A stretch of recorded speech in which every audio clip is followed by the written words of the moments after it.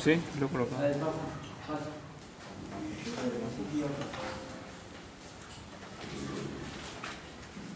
Nosotros sabemos que el bacilo que produce la tuberculosis es un bacilo, es el bacilo de Koch, que también se le llama el bacilo de la tuberculosis. Este bacilo de Koch, para poder tener un estudio del bacilo de Koch, simplemente pone bar. ¿Qué cosa quiere decir bar? Bar de coro, bar, como por ejemplo yo tengo una obra clínica, bar, quiere decir bacilo, alcohol, ácido, resistente. Y eso quiero decir cuando se lava la mano, no desaparece el bacilo con el alcohol, ¿no? ¿Eso quiere decir? Entonces, ¿qué quiere decir? No quiere decir que la coloración del bacilo con fucina es hecha porque el bacilo tiene dos capas, una proteica y una lipídica. Entonces, la coloración ingresa y cuando uno usa el alcohol ácido, no se va a decolorar la bacteria. La bacteria queda de color rosado, lo que se ve en el microscopio. Por eso se dice bacilo, alcohol ácido, resistente. Vamos a ver que la tuberculosis es una enfermedad que puede infectar, en primer lugar, la principal vía de ingreso, que va a ser la vía respiratoria, y va a afectar al pulmón, básicamente en los lóbulos superiores, porque es un bacilo que tiene que tener altas tensiones de oxígeno. Entonces, donde nosotros tenemos mayor concentración de oxígeno es en la parte apical de los pulmones, pero esto no quiere decir que el bacilo no pueda atacar la parte del lóbulo medio, si es en el pulmón derecho, o la parte basal. Con este criterio se pensaba que, por ejemplo, en las partes de altura, en la parte de los Andes, no había la tuberculosis. Pero se llegó a determinar que por la migración de los grupos humanos en la parte de las alturas también se produce la tuberculosis. Por eso ustedes recordarán por historia, ustedes estaban en el colegio, saben que Jauja es un sitio que queda en altura, está muy cerca a Huancayo. Ahí hicieron un primer sitio o centro para tratar la tuberculosis. Y pensaban que el aire, el ambiente que existía en esta zona era muy favorable para la recuperación del paciente. Del mismo modo, muchos de ustedes conocen o habrán estado en algún momento en el Hospital Larco Herrera, ¿no? que es un sitio para enfermos mentales. Al frente, donde es el consultorio, ahí también existía un lugar donde iban los tuberculosos. Muchos de estos pacientes, al no tener un tratamiento adecuado, primeramente no tenían un diagnóstico adecuado, no tenían un tratamiento adecuado, y esos pacientes se morían. Morían primeramente porque había la necrosis y la formación de cavernas a nivel de los pulmones. Esto producía la hemoptisis, porque la hemoptisis se produce por la ruptura de la base de la resistencia, y esto produce una gran pérdida de sangre. Es muy importante que nosotros como médicos debemos saber diferenciar lo que es una hemoptisis y de lo que es una hematemesis. ¿Tú cómo diferenciarías una hematemesis de una hemoptisis? Una hemoptisis es con un acto de sangre. ¿Cómo? Hemoptisis es el acto de toser sangre. ¿Y la hematemesis? ¿Ah? Entonces, ¿cómo me vas a definir una cosa si no la sabes? Primeramente, cuando nosotros tenemos la sangre en el pulmón, ¿qué vamos a tener? Aire, ¿no es cierto? Oxígeno. Entonces, la hemoptisis, por lo general, es una sangre espumosa. Entonces, eso ustedes tienen que saberlo así, pero a la perfección, para poder diferenciar que si el paciente está teniendo una hematemesis o está teniendo una hemoptisis. Si ustedes ven la sangre espumosa, dirán esto es una hemoptisis. Si en el momento que el paciente está eliminando sangre encuentran restos alimenticios, dirán que proviene del tubo digestivo y eso se llama una hematemesis. Esto es muy importante porque en base a eso nosotros vamos a poder hacer diagnósticos.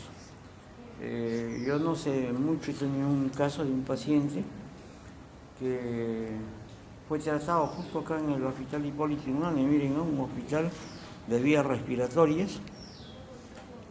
Agarraron y le dijeron que tenía tuberculosis. Era una persona de aproximadamente 45 años, tuberculosis. Lo trataron por 1 año y medio con antituberculostáticos y el paciente no mejoró. Pasó al Hospital Carrión, en el Callao, y le siguieron con la misma conducta de darle antituberculostáticos. El paciente no mejoraba, tuve la oportunidad de verlo y a este paciente le recomendé que vaya al INEN. Lamentablemente por estas conductas de salud, en el INEN le dieron una cita, creo que a los 30 días, y a los 30 días el paciente fue a hacer la consulta y le viene nuevamente sangre por la boca, en grandes cantidades, y el paciente fallece en el consultorio. Entonces, como no tenía un diagnóstico, le hacen una necropsia y le encuentran que el producto de la sangre no era del pulmón, era del estómago, que tenía un cáncer gástrico. Mire, estuvo casi 2 años con el cáncer y le estaban dando el tratamiento de una tuberculosis. Esto por no poder hacer un diagnóstico adecuado. Se perdió al paciente. La tuberculosis es una enfermedad que puede atacar a cualquier parte del cuerpo. Desde la parte externa de nuestro cuerpo hay una tuberculosis dérmica a nivel de la piel, puede haber una tuberculosis ósea, puede haber una tuberculosis digestiva. Actualmente la incidencia de tuberculosis digestiva ha disminuido bastante, pero sí se puede ver a nivel del estómago. Hay tuberculosis a nivel del intestino delgado, a nivel del intestino grueso. Para esto nosotros debemos saber que lo primero que hay que hacer es la baciloscopía. Cuando nosotros tenemos un paciente que tiene alza térmica, malestar general, esa alza térmica es por lo general en las tardes o en las noches, tiene su duración profusa, hay disminución de peso, lo primero que se debe pensar que ese paciente puede tener una tuberculosis. Por favor, a todo paciente que ustedes sospechen, así aunque no fuera, tómenle una placa radiográfica. Le toman una placa radiográfica y van a ver si hay lesiones o no hay lesiones. La negatividad en una placa radiográfica no nos quiere decir que el paciente no tiene tuberculosis. Por favor, si sale negativo la placa radiográfica, háganle estudios de esputo, pero tienen que hacerle un esputo seriado, o sea, por 3 días seguidos que lleve el esputo, ¿no? Ahora, lamentablemente, nosotros los médicos estamos acostumbrados a decirle, por ejemplo, a un paciente muy disminuido social y económicamente, uno le dice esputo, el paciente no sabe ni qué cosa es esputo. Usted tiene que explicarle, señor, cuando tosa, el pollo que bota, eso tiene que guardarlo en un envase y eso tiene que llevarlo al laboratorio. Porque si no, él cree que lo que tose, la saliva, eso va a llevar. Y ahí nunca en la vida va a salir el BK positivo. Cuando un paciente tiene BK positivo, nosotros podemos decirle, este paciente tiene tuberculosis. Si uno no demuestra la presencia del bacilo de Koch, simplemente por el cuadro clínico o por el cuadro histopatológico, si no se consigue los bacilos de Koch, se llamará un proceso de tipo tuberculosis. El otro método para llegar al diagnóstico de una tuberculosis es las biopsias. se hace una biopsia y nosotros ya sabemos que la descripción del cuadro histopatológico de la tuberculosis es un proceso inflamatorio crónico granulomatoso con necrosis gaseosa central y la presencia de células gigantes de Langhans. Con este cuadro nosotros podemos asumir que el paciente puede tener un proceso tuberculoide. Para postularlo como tuberculosis tenemos que en la lámina demostrar la existencia del bacilo de Barr. Ya saben que Barr es bacilo alcohol ácido resistente. En muchos casos que no se llega a demostrar el bacilo, nosotros podemos dar un tratamiento diagnóstico. O sea, usted sospecha que un paciente tiene tuberculosis, lamentablemente le ha salido negativo el BK, le ha salido negativa la radiografía. De todas maneras, si sospechan, la sospecha es grande, si por ejemplo dice mi mamá, mi papá han tenido tuberculosis, mi hermano ha tenido tuberculosis, yo vivo con ellos en un solo ambiente, las posibilidades son muy altas que este paciente tenga tuberculosis. Entonces, en esos pacientes se puede empezar a darle un tratamiento. El tratamiento actual de la tuberculosis es por esquemas. Hay el esquema 1, 2, 3 y 4. Y dentro de ellos, de esos esquemas, hay un esquema que se da cuando hay sospecha de que el paciente tiene tuberculosis, pero no se puede demostrar al bacilo. Entonces se le da el tratamiento y ve cómo va el paciente. Si en el lapso de un mes, 2 meses, el paciente no mejora y por lo contrario empeora, entonces quiere decir que el diagnóstico que usted ha hecho está equívoco. El otro método de poder detectar al bacilo es por medio del cultivo. El problema del cultivo del BK, que demora mucho, demora casi 45 días. Tengan ustedes presentes, si no tienen una buena muestra, lamentablemente no van a tener un diagnóstico certero. La tuberculosis se va a contagiar de persona a persona, sobre todo en los lugares muy hacinados, como les repito, en ambientes en donde, por ejemplo, hay muchas personas. Un ejemplo también pueden ser las combis, el metro, donde meten a la gente como sardinas. Entonces, simplemente con el aliento de estar cerca de una persona que tiene tuberculosis y uno tiene la susceptibilidad, se puede contagiar. Tienen que saber también que la tuberculosis puede disminuir la incidencia cuando se les coloca la vacuna, la BCG. Entonces, esta vacuna es de uso obligatorio al nacer a las personas. Por algunas creencias o algunas condiciones, cuando hay partos domiciliarios, a los bebés no los vacunan. Entonces esos bebés tienen mayor susceptibilidad de poder hacer tuberculosis. Cuando nosotros nos ponemos la vacuna de la tuberculosis, vienen a ser los bacilos liofilizados. Estos bacilos pueden producir una primo-infección y casualmente la primo-infección es el complejo de Gón. Entonces es una lesión que se va a autolimitar y después de un tiempo desaparece esta lesión y el paciente va a quedar en cierta forma inmune hasta que tenga algún desperfecto en su sistema inmune o que tenga una deficiencia en su alimentación. Estos pacientes pueden hacer muy fácil tuberculosis. Los que trabajamos en salud estamos inmersos en este problema de la tuberculosis. Hay muchísima gente de salud que se ha contagiado de tuberculosis, principalmente las internas, porque las internas por no comer, que la comida no les gusta del hospital, pasan en ayunos o una guardia y comen tontería y media, y esos pacientes son muy proclives a poder hacer tuberculosis. Entonces, la alimentación es básica para poder evitar este problema de la tuberculosis. Y como ustedes entenderán, la tuberculosis es una enfermedad que tiene que ver mucho con lo que viene a ser la parte socioeconómica de las personas. Esto no quiere decir que en personas que tienen un nivel alto no les da tuberculosis. también les da tuberculosis. La tuberculosis se contagia básicamente por la gotita de flúor que puede haber en el medio ambiente. Es basta que uno esté susceptible para hacer la enfermedad y simplemente con un pequeño estornudo o estar cerca a la persona que puede transmitirlo, nos transmite la enfermedad. El proceso de la lesión del pulmón va a ser que penetra el bacilo de Koch, va a haber la ayuda inmediata de los linfocitos T, y estos van a producir unas células gigantes que son las células de Langhans y van a producir también lo que se llama el granuloma.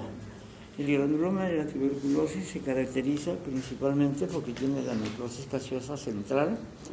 En esta necrosis nosotros podemos encontrar las células gigantes de Langhans y alrededor va a haber un acúmulo de linfocitos. Y en la parte periférica del granuloma vamos a encontrar unas células de tipo epitelioide. Esto es lo característico de lo que viene a ser un granuloma de la tuberculosis. Pero para poder definir tuberculosis tenemos que hacerle obligadamente un VAR y poder determinar si tiene los bacilos o no. A partir de este foco pulmonar, los bacilos pueden migrar y pueden localizarse en cualquier parte del cuerpo humano. Los lugares más frecuentes que puede migrar del pulmón la tuberculosis va a ser a nivel de los genitales masculinos, a nivel del epidídimo, en la mujer a nivel de las trompas uterinas, y esto produce esterilidad, porque nosotros sabemos que la tuberculosis va a curar por fibrosis. Entonces, la fibrosis va a producir la obstrucción de la luz de la trompa uterina. Entonces no va a haber el pasaje del espermatozoide ni el regreso del óvulo ya fecundado. Cuando nosotros hacemos un diagnóstico adecuado de la tuberculosis, en la actualidad contamos con muy buenos tratamientos para poder curar esta enfermedad. Esta enfermedad se cura. Lamentablemente se han ensayado varios tipos de programas para la entrega de medicinas. Es una medicina que, por ejemplo, antiguamente a los pacientes les tenían que poner ampollas. Era muy complicado esto de las ampollas, primeramente porque los pacientes estaban muy adelgazados, no tenían masa muscular para ponerle las ampollas, producían complicaciones y por lo general estos productos producían sordera o producían lesiones del nervio coclear. En la actualidad hay mucha variedad de tratamientos. Cada tipo de tuberculosis tiene un tratamiento adecuado. El otro tipo de ensayo era que a los pacientes les daban la medicina mensual. Entonces, por ejemplo, le daban un frasco, si venían unos frascos, la estreptomicina, esas cosas, venían así unos frascos grandes, el paciente recibía el frasco y salía y lo vendía. Y no tomaba, y ese paciente contagiaba a otras personas. Como ustedes saben que cuando se da un tratamiento errado para la tuberculosis, ese paciente se va a convertir en un paciente drogoresistente.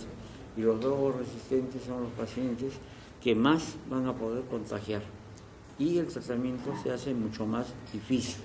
Y entre este grupo también tenemos a los pacientes que tienen HIV y es un oportunista para este tipo de enfermos.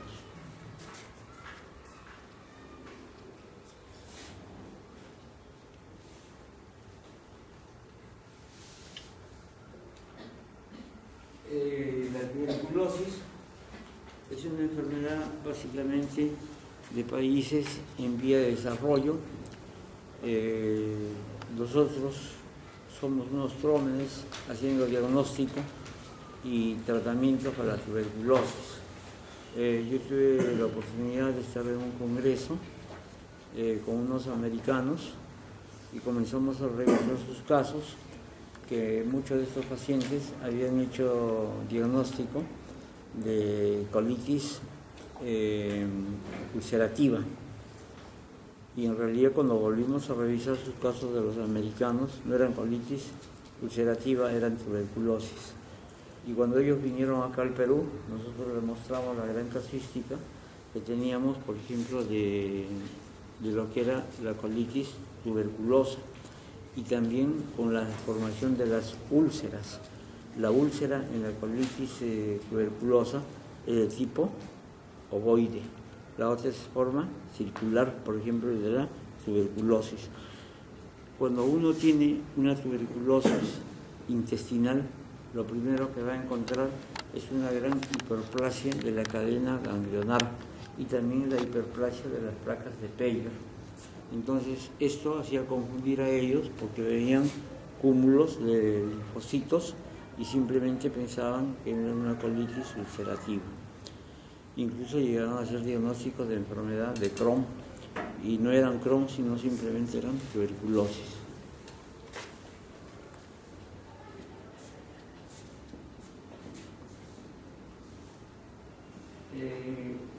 Es también importante hacer el control de la madre gestante.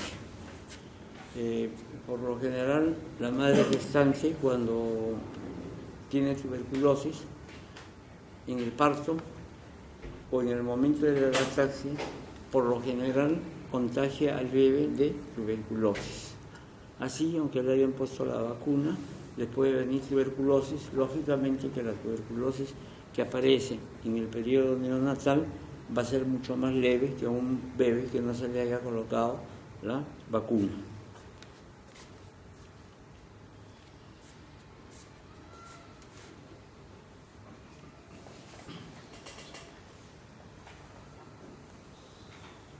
Acá, por ejemplo, pueden ver la distribución mundial de la tuberculosis. Como se ven en la parte de África, la cantidad de tuberculosis que existe, y acá también en Sudamérica, la cantidad en México, y la parte que colinda de México con los Estados Unidos.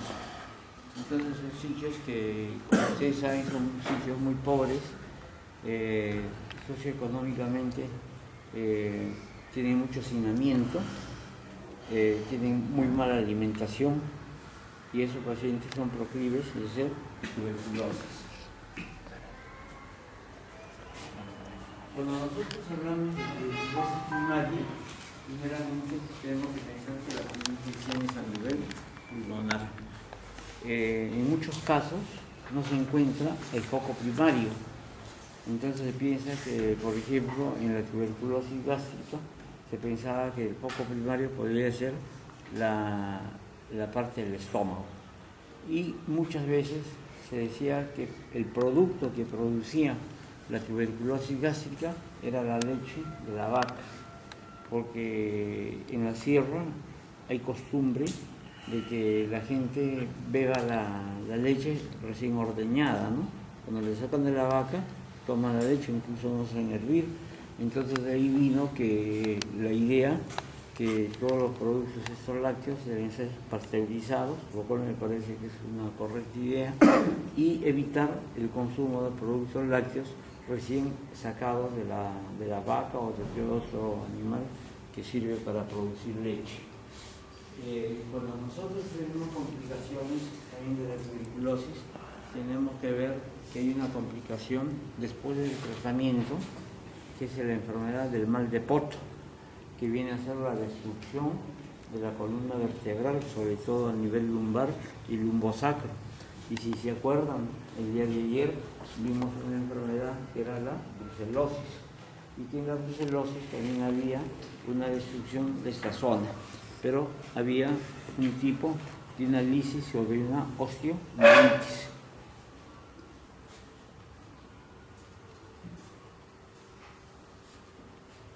Cuando se presenta la tuberculosis pulmonar, también hay que tener mucho cuidado de hacer los estudios de los ganglios, que son los ganglios peribronquiales. Por lo general, estos ganglios peribronquiales se van a hiperplasiar y muchas veces se pueden confundir con una masa muy grande, que es un diagnóstico de un carcinoma o un adenocarcinoma de pulmón. Lo que sí es cierto que las cicatrices de pacientes tuberculosos. Ustedes saben que en el lugar donde hay una necrosis es muy factible que se produzca una calcificación. Entonces, hasta hace unos 15 años quizá, para que uno vaya a trabajar, para que entre al ejército, entre a cualquier instituto armado, le tomaban una radiografía y si le encontraban esta calcificación, ya no lo dejaban entrar porque le decían tiene tuberculosis. Esa calcificación simplemente es un recuerdo, nos indican que ese paciente ha tenido tuberculosis. No es que la tuberculosis esté activa. Entonces eso no es un foco en que nos va a indicar que ese paciente está con tuberculosis. Lo que sí también es cierto que el paciente que tiene tuberculosis se puede reinfectar. O sea, ya no sería una primera infección, sería una segunda infección de la tuberculosis, como si tuviese una nueva enfermedad.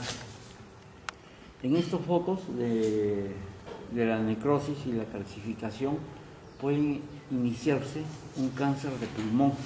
Y el cáncer de pulmón que se inicia es el adenocarcinoma. Ustedes van a ver que el adenocarcinoma, cuando nosotros hablamos de neoplasias, vamos a hablar primeramente de las neoplasias epiteliales, y dentro de las neoplasias epiteliales está primeramente el carcinoma epidermoide, el carcinoma vasocelular y todo el resto, lo que son las formaciones glandulares que también se originan del epitelio, se van a llamar el adenocarcinoma. Y luego vamos a tener las neoplasias, que es la parte estromática. Entonces, cuando nosotros tenemos un foco de secuela de una tuberculosis, hay que controlarlo porque puede ser que en ese foco se pueda originar un cáncer de pulmón, un adenocarcinoma de pulmón.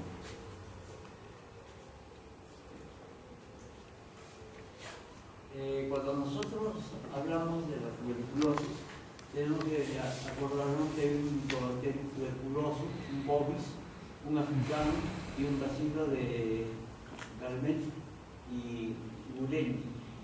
Este bovis es el que le culparon que daba la tuberculosis gástrica, pero se llegó a determinar, por ejemplo, los que tienen hermanitos o hijos pequeños, los niños no expectoran, ¿no? O sea, no botan la flema, sino los niños ¿qué hacen? Se tragan la flema.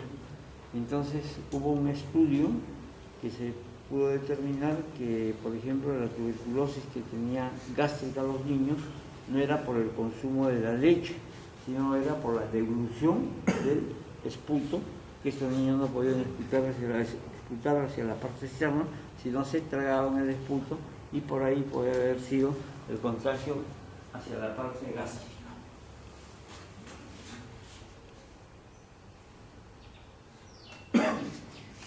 Cuando nosotros vemos los granulomas de la tuberculosis, tenemos que ser obligadamente, sobre todo cuando vemos la tuberculosis de la piel, un diagnóstico diferencial, que va a ser la lepra.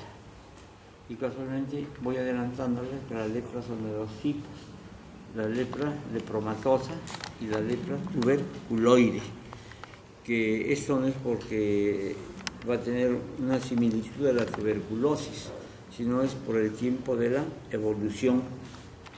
También cuando hay lesiones a nivel de la piel, hay que hacer diagnóstico con una enfermedad que antiguamente muchos la confundían con la lepra, que era la psoriasis. Ustedes saben que la psoriasis es un incremento de la reproducción de la dermis.